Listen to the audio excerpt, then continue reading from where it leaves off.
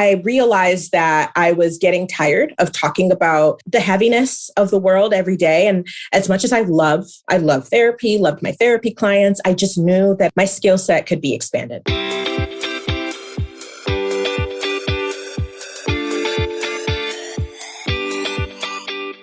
Hey, it's Renee. Welcome to the Into the Wild Show, a podcast designed to encourage women to take their back of the napkin idea, launch it, and grow a wildly successful business. I founded We Wild Women, an entrepreneur training company, to help women like you, moms and go-getters, start the business of their dreams the right way. Not too long ago, I launched my $1 million agency when I was 8 months pregnant with my first son and welcomed my second son only 11 months later. So I know how to grow businesses and babies. Join me as I teach you the guiding principles and how to start and grow your business while overcoming the voice in your head screaming, "It's not possible." These raw and funny episodes will make you feel like you're right here with me, sipping on some Pinot and leaving more confident saying, "Yes, I can." Every episode leaves you with some action items and a real kick in the ass to get started. Here on Into the Wild, you'll hear from other trailblazing entrepreneurs and experts because I know that the best advice is from someone who's successfully done it before. So put your headphones on, grab a cup of coffee, and tune in because Into the Wild is about to begin. Subscribe to my mom's podcast.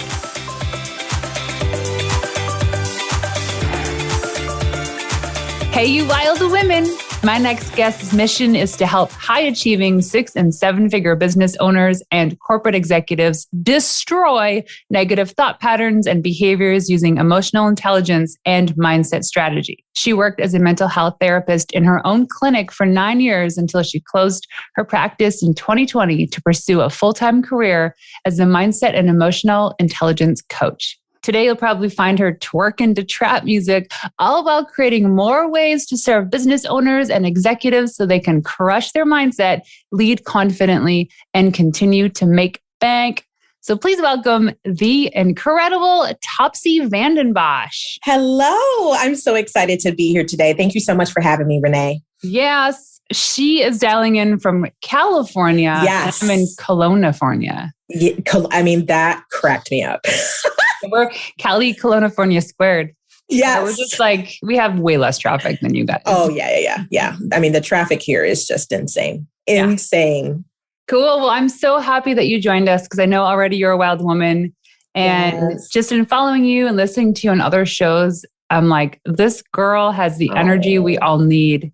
I mean, do you ever not smile? If I'm not smiling, then you probably don't want to be around me. Just kidding. I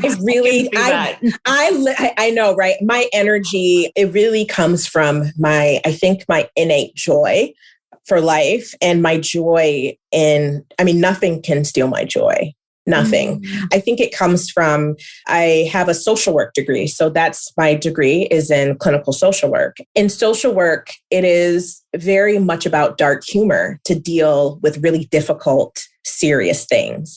And so my dark humor is honestly my lifeline. I don't know what I would do if I wasn't able to find joy, even in despair. I think that is one of my strengths. As just a human, is just being able to find pockets of joy, even when there doesn't feel like there is any. So why I smile so much.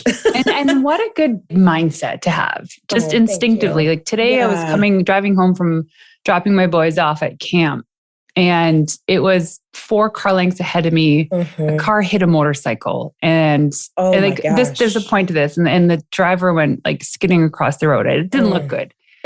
And I was like, oh my gosh, like this just happened, right? And I'm sure we've all witnessed terrible things in our life. Of but course. There's some people that can be completely shooken up by it and like distracted. For me, I went home, I walked in the house and our nanny was there. My husband was there. I just walked in. I was like, I love you guys. I appreciate you so much. Yes. Let's go and crush this day. Okay. I know that's right. Yep. They're like, what? I'm like, honestly, what I just witnessed, no one wants to witness. Yes. It humbles you.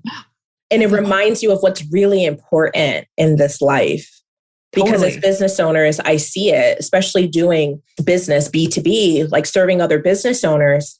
That's the structure of my business model, at least right now, for the most part. I do help corporate executives, but that's like a separate branch of my business. But in serving business owners, I noticed that we can become very disconnected to life, especially if your business isn't where you want it to be, or financially, it's not where you want it to be. I'm sure a lot of the people in your audience can resonate with just becoming really hyper-focused and obsessed with success, or what you think success looks like, what you wish success looked like in your business, why you're not experiencing the type of success that you thought you would by now. It's really easy to feel super scattered and not present in your life. And what you just described was you being present in your life. That is why people respond and they're like, what's going on? Because we're used to just doing the motions. You know, and for you that day, that grounded you.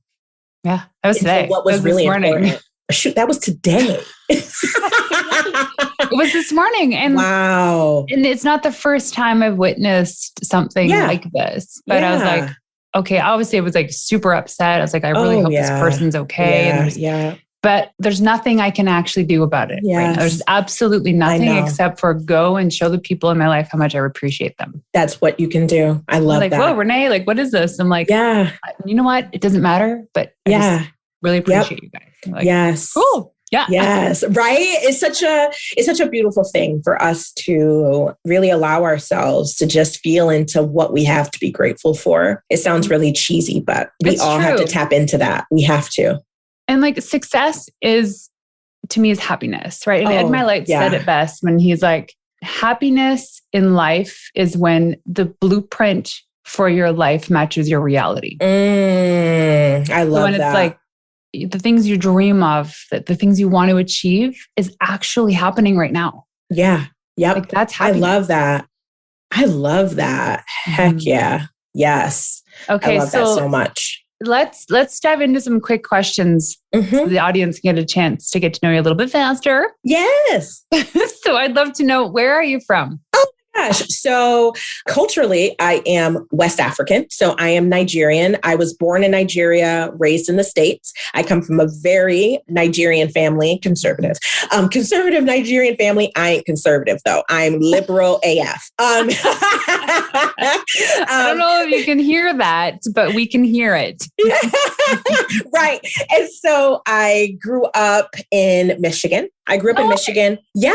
And we moved from Michigan to California in the summer of 2020, spurred on by the pandemic. My husband at the time, he was working at a hospital. They laid off over 40 doctors during a pandemic. And so we had to move. There was really and my business, luckily, thank God, I had been working my online business in addition to my therapy practice for a few years at that point. And so thankfully, I was able to support us in moving to California. And the reason why we chose Cali is because we've always wanted to live here. It just never was the right time. It was always too expensive. And really I wasn't in a career working in corporate for so long. I wasn't in a position to be able to move to a state where the cost of living was so high, because many of these corporate positions don't pay you a livable wage. I will say that boldly. They don't, or commensurate to where it is you live. And so that's not the reality for many people. But luckily, because I was already a business owner, I get to create my reality. And so we moved here. Yeah, we're from Michigan originally and grew up there. I lived in other states before we moved there. I was in Michigan the longest. And so that's where I think of when I think of my childhood. I think about growing up in Michigan. And so moving to Cali has been a blessing for sure. Michigan is like practically Canada. Practically like Canada. Yes. Honorary Canadian. Yes. Honorary. Yes. Yes. So that's where I'm from. And you're like the first person I met that moved to California during the pandemic. Everyone moved away from California. They did. Yeah. I noticed that. Yeah. I was the wild one. The one going in. Everyone was like, going in. Like, where are you going? I know. I'm like getting here. I'm like, this is one of the best states I have ever lived in. But I understand why, people have to move. But I was very fortunate. It's expensive. Yes. But for me, it's like, I'll take this any day. The peace of mind. Can I give you a fun fact about California? Yeah. The population of California is almost that of Canada. Are you serious? I did not know that. Yes. And apparently, this is an old statistic, 1% of Canadians live in California. What? It's crazy. That's crazy. Wild. I did not know that. It might not be true, but I think statistically, at a point in time, 378,000 expats. And then there's only like 38 million Canadians or something. So that is wild. We're tiny. Oh my God. Mighty. Yes. Tiny but mighty. So yes. True. We're mighty because we have a long way to walk to school because we have so much land. so much land. I also love your accent, by the way. I love talking to Canadians. The accent. No. Big time. Big time. Mm-hmm. No. I swear. Mm-hmm. Okay. Yep. Don't swear. Sometimes it comes out, but most of the time people are like, you actually sound like very neutral. So I can see the neutrality. I can see it, but I love accents. So I pay attention. Okay. It's beautiful. It's beautiful. Cool. Well, let me know if I sound too Canadian. I'll tell you. All right. Okay. So what's one of your favorite quotes? Oh my gosh. It's one of my favorite quotes is hilarious. It's mine. Plot twist. It's mine. I love it. It was actually from my current. So right now, at the time that we're recording, I'm in the middle of a launch. So I'm launching my continuing education offer. I have now 2 of them. One of them is Destroy the Mindset Drama, where I teach business owners evidence-based coaching skills. So for the business owners that desire to learn best practices of how to coach, you don't desire to spend or have $5,000, $10,000 to spend on a certification, you can come and get your continued education, because I firmly believe that because the coaching industry isn't regulated, I do think it's important for us to equip ourselves with the skills that we're not sure of. However, certification isn't required. And so I wanted to provide another option for the people, for the business owners that really value learning how to coach their clients better. They really value how to incorporate tried and true coaching methods inside of their coaching practice with clients. Just really that professional development. I created what I didn't see in our industry, and I created it through the lens of being a licensed mental health therapist who understands what to look for when it comes to clients that are struggling with mental health. And so I created my first continuing education program, Destroy the Mindset Drama. My second one now that I'm currently launching is called Serve Without the Spiral Academy. Mm-hmm. And it's teaching service providers, which includes coaches and consultants, the emotional intelligence skills, conflict resolution, communication strategies, and de-escalation techniques to be able to better serve their clients and to be able to retain them for longer and to really take the spiral out of entrepreneurship and in serving. And so de-escalation, I love that. Is that some like sneaky Chris Voss FBI tactic stuff? Oh no, I'm so weak. No, I used to do high conflict divorce so it's pretty counseling. Much the same thing. FBI negotiations, divorce negotiations. I know. I'm weak. Yes.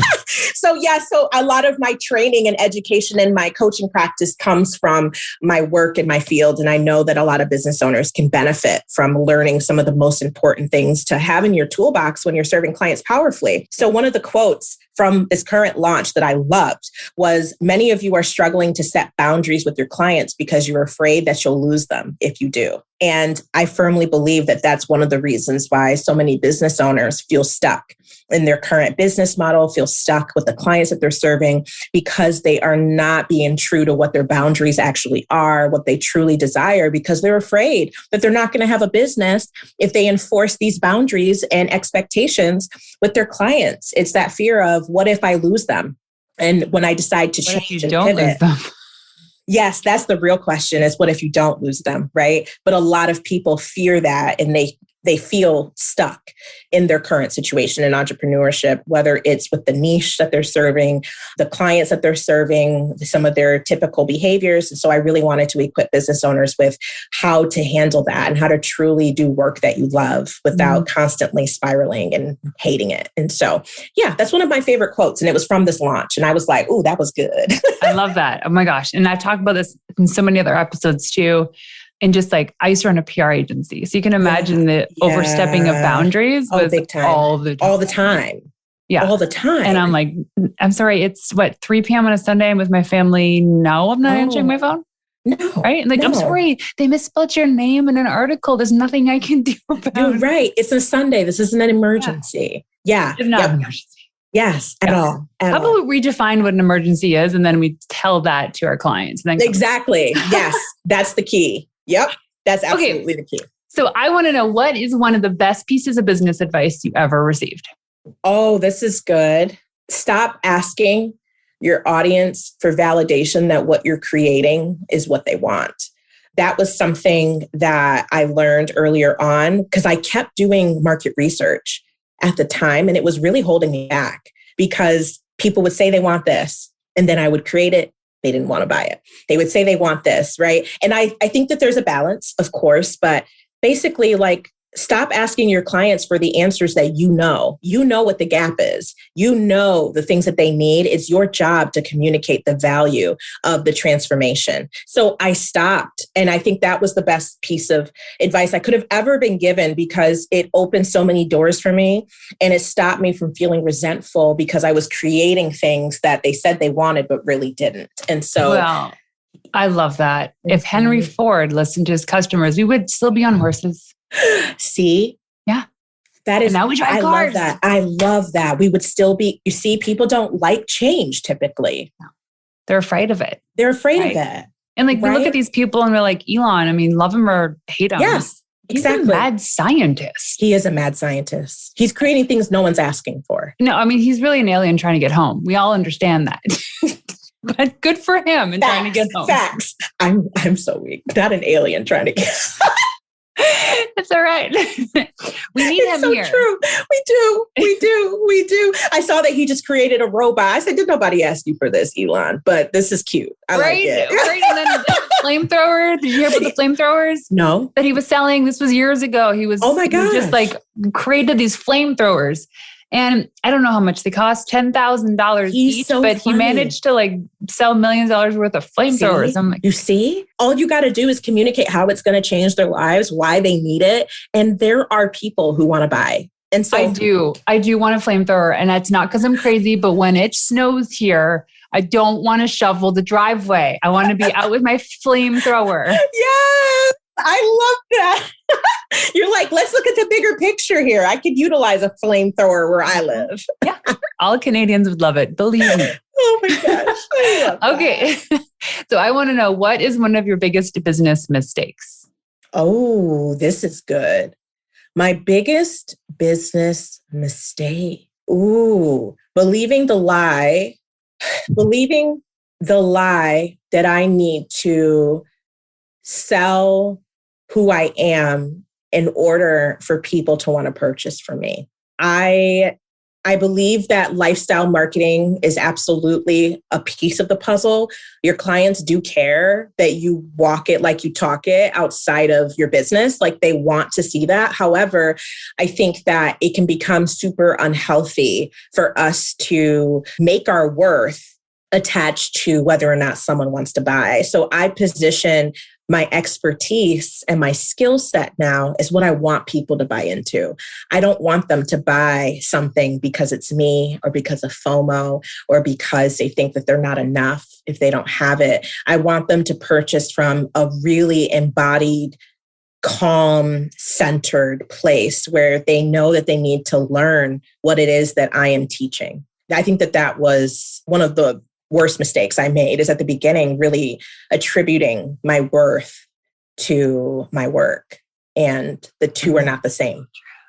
Yeah, I have some clients that are, selling their business, closing down their business, or kind of pivoting. And they're like, they have so many great opportunities right in front of them. They just have to decide. Yes. The problem is that now all of a sudden they're hooked on this identity thing. Yes. But I identify as this business. That's what people know me as. I'm like, that's good. Guess what? Nobody cares. No one cares. Nobody cares. Yes. You're the one that has that identity, attachment. Yeah. No one else. People are looking at you like you're a whole human that just so happens to have a business. Yeah. Like Stevie Nicks says, if you're gracious, you've already won the game. So that's all you need to be is gracious. Right? I love that. I love that so much. Yes, absolutely. Yeah. Yes, Stevie. Yes. Yes. I stand. Okay. So one last quick question. Is there a book that you could recommend today? Ooh, a book that I could recommend. The Originals. The Originals. Oh my gosh. Who created this book? I love this book. And it's by Adam Grant. I love this book. It's called How Nonconformists Move the World. And what I love about that book is because it just gives you the permission to create what it is you wish to see. And if you have weird, wacky, non-conventional ideas, they all matter. Oh, this is so true. And it's so true. Because you think about any innovation now, that's pretty much an extension of something that's already been innovated. But people are like, let's just take knixwear, for example. Right. So knixwear, as we know, are like period panties. Yes. And people are like, how absurd that you would want to create an underwear when there's Isn't that so much other feminine products out there. So why? But guess what? Joanna raised something like $37 million last year, the year before, while she was pregnant with twins. Because obviously it's what people wanted. That is what people want. Yes. Yes, that is exactly how I recommend those panties to people. Is I'm like, if you're sick of shoving something up your hoo-ha, if you are sick of you are sick of wearing a diaper, then but even like working out. Like I have so many friends that are moms that work out and they pee their pants. See? And I'm like, you know what? These you don't have to worry about it. Help. Yes. But yes, she's a nonconformist because a conformist would mean like, let's just make a better underwear. But 100%. It's like, no, you have to change the type of underwear that you're making. Boom. Right? That's the key. That's the key. We move and shake the world. So yes, absolutely. Oh, okay. I feel like I need to hang up and go and recreate my idea. I know. I'm not hanging up on you. Don't worry. We got some other stuff we got to talk about first. Maybe we can change the world in our conversation though. Exactly. Okay. I'd love to know, because you went from having your own brick and mortar business as a clinical therapist, mental health therapist, and now you're this big deal online. And I love it. So what inspired you to make this big quantum leap? I know, this quantum leap. Well, it was because I saw that there was a gap in my skill set, and I knew that I could talk more about things that expanded beyond depression, anxiety, PTSD, and trauma. I was sick of it. I realized that I was getting tired of talking about the heaviness of the world every day. And as much as I love therapy, loved my therapy clients, I just knew that my skill set could be expanded so much more. I'm so much more than just a therapist. And so I just started Googling, and I started paying attention to the people who would call wanting to see whether or not I had openings, but who wanted to talk more about business. And that's not my job as a therapist, is to talk to you about your business, right? And to mindset coach you around your business. That is outside of my scope of expertise. And I was accepting insurance, so I couldn't.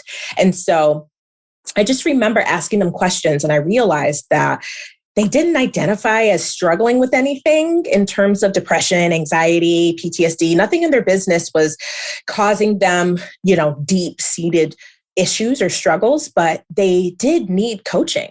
And I started looking into coaching. Like, how can I add this to my practice? Is this possible? Is this ethical? Is this legal? All of the things. I knew nothing. All I knew was Tony Robbins. I knew that Tony Robbins was a life coach, and I knew that I didn't want to be Tony Robbins. As much as I respect him, I was like, I can't. I'm not interested in doing things the way he does them, right? And so I just started Googling, and I got curious. And then I ended up hiring a therapist turned coach who had done what I had did and did it ethically and with integrity.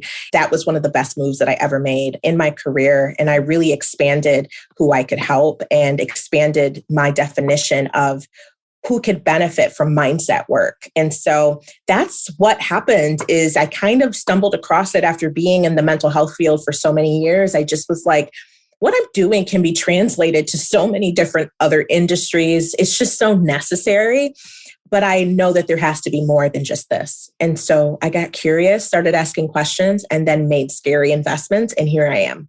Yeah. I love that. See, the first step is getting curious. Yes. I say ABC, always be curious. We seem to lose this as a child. We do. Right? We lose the wonder and the questions and the intrigue about how things operate. Because all of a sudden now we're like, well, matter of fact, I know how this works. Yes. But we don't know, really. We don't Exactly. We don't know. We don't know. And so I'm always a student, and I wanted to learn. And that's what I did. I learned all the nuances of coaching versus therapy. I learned how to call in my ideal client and to date, I've had very few clients that were a better fit for therapy than for coaching because I understand the difference. I really don't come across that because people are very clear when they work with me what the boundaries are. And they also know that I will call them in if I can see that they need more support than what I'm able to provide. And so, yeah, I think my background has just equipped me to serve the clients that I'm serving currently. And I'm just so grateful.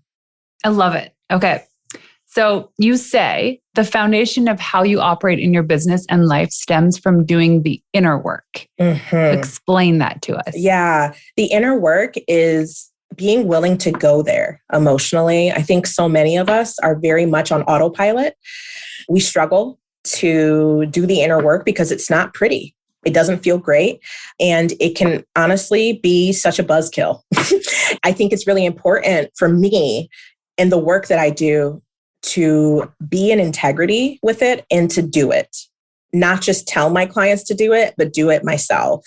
Refine my processes myself. Call myself out on some of the negative thought patterns and behaviors that I fall into. So I am always looking at how can I be better? How can I do better? How can I think better? How can I? And so when you are humble and you're aware that you could have blind spots that are not easy to recognize, and you have people around you that are not yes people and who will call you in when they see that you're losing your way, I think that that is the inner work, is being willing to be wrong, being willing to be a leader, being willing to mess it up, because you'll never screw it up so bad that you won't be able to get back. There are so many people that have made huge mistakes in leading their companies, and they're redeemable. And so are we. And so I think it's important to be in integrity with the work you do and walk it like you talk it. Oh, I love that. So even if you make big mistakes, you're still redeemable. The business is redeemable. Yes, it is. I love that. Yes, it is. And you have to be just willing to just do the work, and it all gets to work out.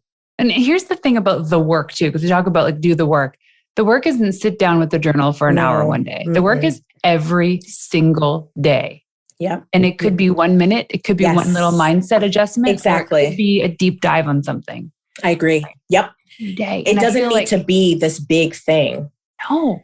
It can be just challenging a thought you had. Yeah. Yeah. It's like could be just a 1% improvement in something. That's so instead of complaining about the one thing you're just about to complain about, why don't you just shut up? Say it in your head. Right. And you'll surprise everyone around you because they're so used to you complaining. See? It's just that one shift. That one shift can change everything. And so, yeah, that's what I see as the work. That's the work. And it's not easy. No. And it's like on my last podcast with Jen Pike, we talk about like this 1% adjustment where it's like, if you're going from San Diego to New York and you're like, have a perfect, and you have to go in a perfect straight line, right? And you've got this thing measured and it's perfect, but somehow somewhere along the line, somebody made a mistake and you're actually 1% off. 1% off when you're leaving San Diego is no big deal. But by the time you get to New York, do you know where you are? We're in the middle of the ocean. Right. Yep. So that could be good if you don't want to go to New York. But all this to say is 1% over time is a big deal. It's a big deal. Yes, absolutely. I love that so much. So what are the most common mindset struggles you see with your clients? And how do you help them break through? Common mindset struggles I see with my clients: allowing themselves to constantly search for external validation that what they're doing is the right thing. And it can be with creating a brand new offer. It could be with doing market research. It could be with sending an email to your list. But when they constantly overthink and worry, or they're needing that validation that what they're doing is right, I think that that's one of the things many business owners that come to me struggle with. The other thing is struggling with how to set boundaries and not lose money, or being afraid of what that means. So a lot of business owners come to me when they are ready to recreate a business that doesn't rely on them losing their humanity and burning themselves out in order to get to their goals.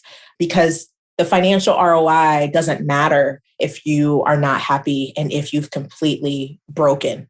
If you're completely broken, none of it matters. And so that's the other thing, is reimagining a business that doesn't rely on you hustling day to day, in and out in order to reach this financial goal. Your life gets to be about so much more than that. You get to enjoy the journey along the way and not kill yourself trying to go after these big goals. I think something else a lot of business owners struggle with is, who am I to do this work? And am I actually as smart as what I think I am?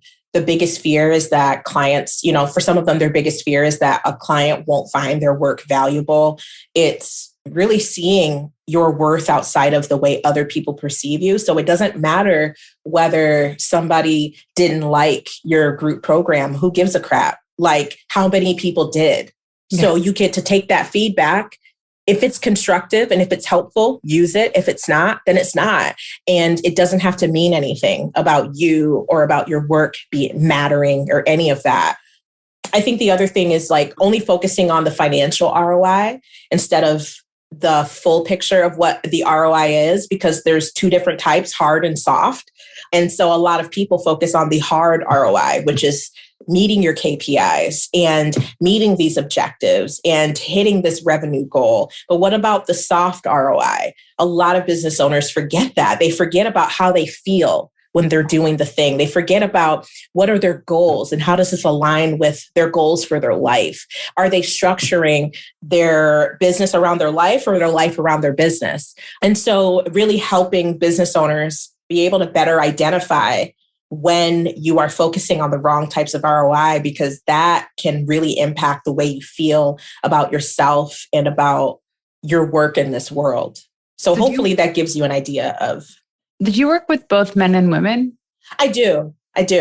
So that must be interesting because is the energy around this different between the two? You know what? If they come to me, no.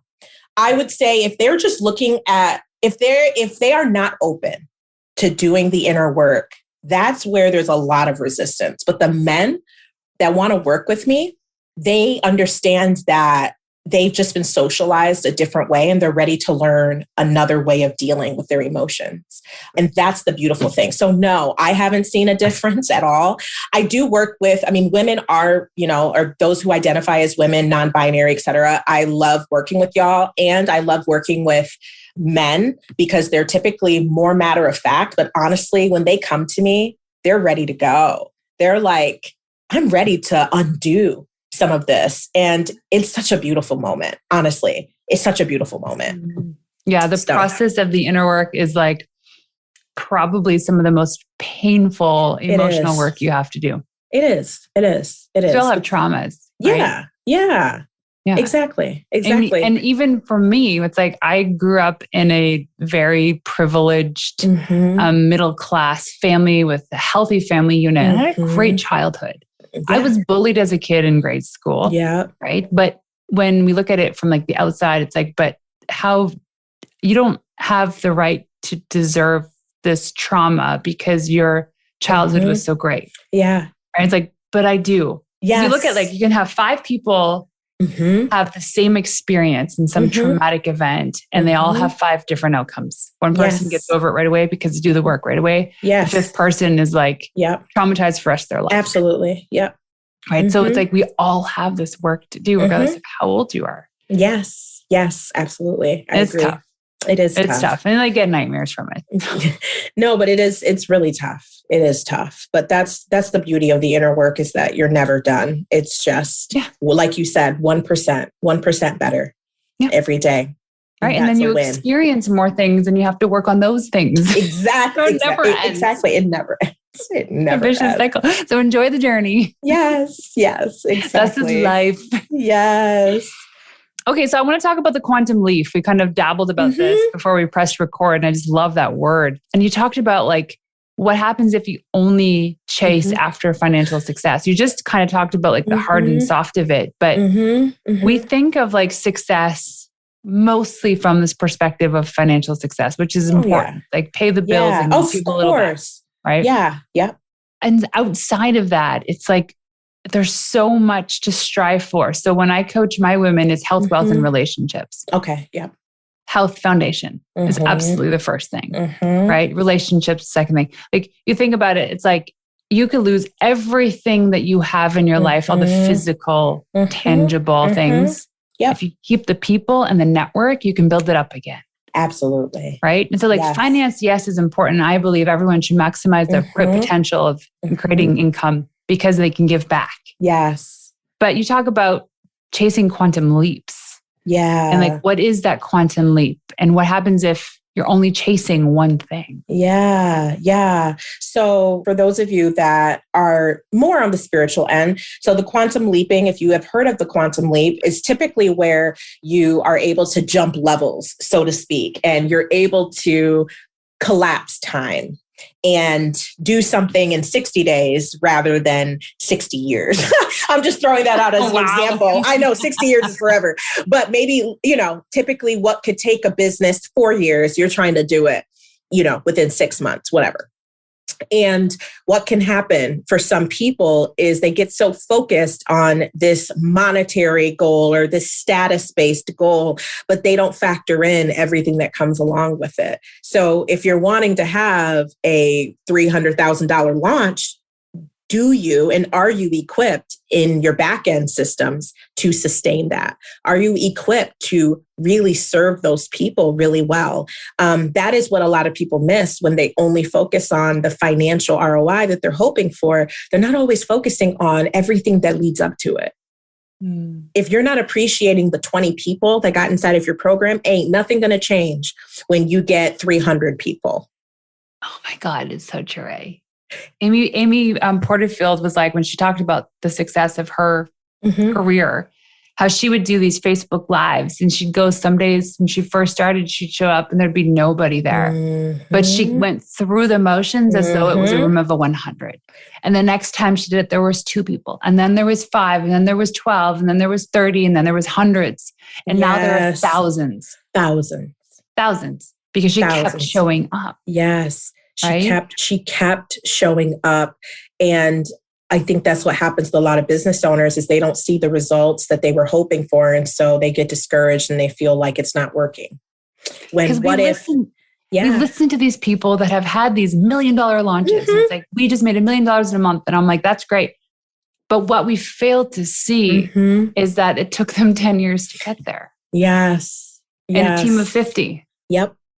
They only took home $900,000. So it's a really $400,000 launch. Or even less because they had so many employees to pay. Yeah. It's like the $1 million launch is like the minimum because they want to make sure that they can meet payroll. You know what I mean? If all else fails. So like we don't often look at the responsibility that can come with generating massive amounts of revenue. And so that's what I mean when I talk about, I think on my podcast, Crush the Mindset Spiral, I think I talked about the quantum leap. I think I talked about it in an episode. And I talked about how if we're not careful, it can leave us quantum screwed because we can leave us quantum screwed. I said a not so nice word instead of screwed, but y'all, I'll let y'all figure it out. Topsie. I know. You're messing with my messaging. Just kidding. All you want after this episode. Hold it in, don't explode. I know, right? But you can end up quantum screwing yourself because you're not paying attention to what's happening in your business right now that you're overlooking. Yeah. Oh my gosh. That's so true, right? Because you got your eye on the one little prize, but there's this whole other field of things out there that matter. Yeah. Yes. And I wanted to say like this evolution of business too. Like think about like the 70s and 80s, like things just got faster, robotics and the internet and all these things allowed us to create things much faster. And what we see now is like these unicorn startups, these businesses that are making like a lot of revenue really quickly. And you have to wonder where's the truth in all of this, right? I have so many thoughts. Sustainable businesses grow sustainably. I agree. And I am here, and I know you agree, to tell you that if you want to make $1 million, hallelujah, amen to you, but it's not going to happen in the first year. And it probably won't happen in the second year. And it's okay. Yeah. And it's okay. Okay. Yes. Because I subscribe to Business Insider. they have a paywall because it's worth it for business development and keeping abreast of what's going on in the business world outside of just the coaching and consulting industry. And so I just love to see like what other industries are doing. Like you mentioned regarding unicorn startups, I can sense when something is going to go crash and burn. Mm-hmm. And that's because when you use an investor, venture capital fund, there's pressure to create the ROI, which is why when they reach unicorn status, all those things, it's such a big deal. And I think it also takes some of the pressure off with being able to make their investors happy and pay it back. But something I've noticed, there's one, I won't name the company, but it did come out in Business Insider, so it is public. There is one that is a mental health company subscription. It's a SaaS platform where they provide, I believe, counseling, medications, et cetera. So they scaled, quantum leaped very quickly.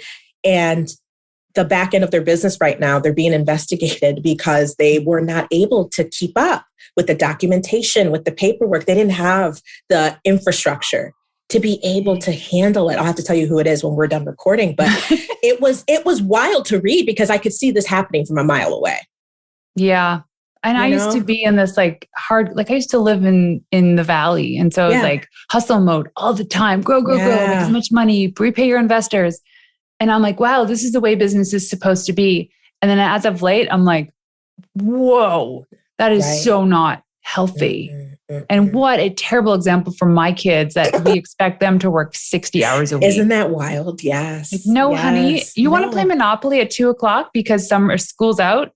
100%. 100%. Let me just see. I do have time in my calendar. I don't need to do that task. I'll go play Monopoly with you. See? Mm-hmm. Yes. I love that. Really looking at what's actually realistic, what's sustainable. Is it sustainable for you, right? We get to decide for our businesses what is sustainable. I know I am not in a space where I can sustainably handle $1 million in revenue every month. Yep. No way. I'm tired. I want a nap. I want to eat snacks. My favorite, y'all, I'm sure y'all, if you're married, single, doesn't matter. I'm sure you'll relate to this. My favorite pastime, my husband doesn't even blink an eye, is to be on my couch, naked, in my robe, eating snacks. And like, I'll get crumbs on my chest.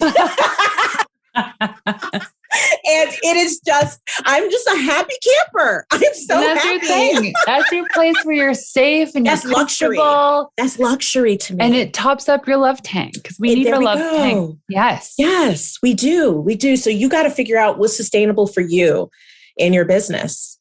Yeah. And then if it's not, then you ask. And here's the thing, especially for women, is ask for help. Ask for help. Ask for support.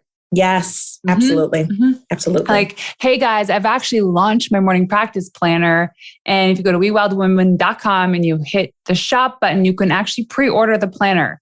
I've hardly ever talked about this on my podcast, only because this is not the first product that I create, but it's my first headaches for actually getting something manufactured overseas. This is so beautiful. Well, thank you. She's looking at it right now.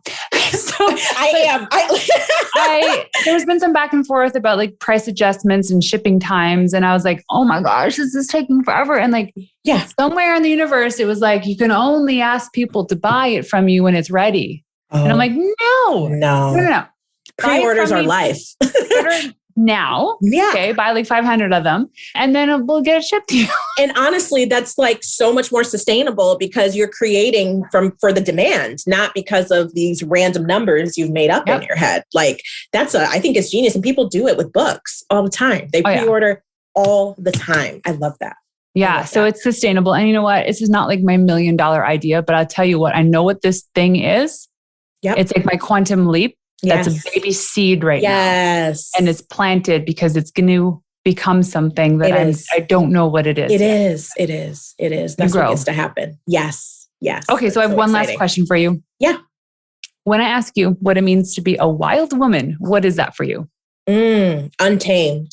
I think of untamed. I think of forget rules. I think about being rebellious. And what I mean by that is rebelling against whatever box people have put you in. So I come from the mental health therapy world, and if the therapists are listening, y'all understand we can be some of the most judgmental, snooze-worthy, boring, ethical police type of people. And we're annoying. Like, I'm not like that.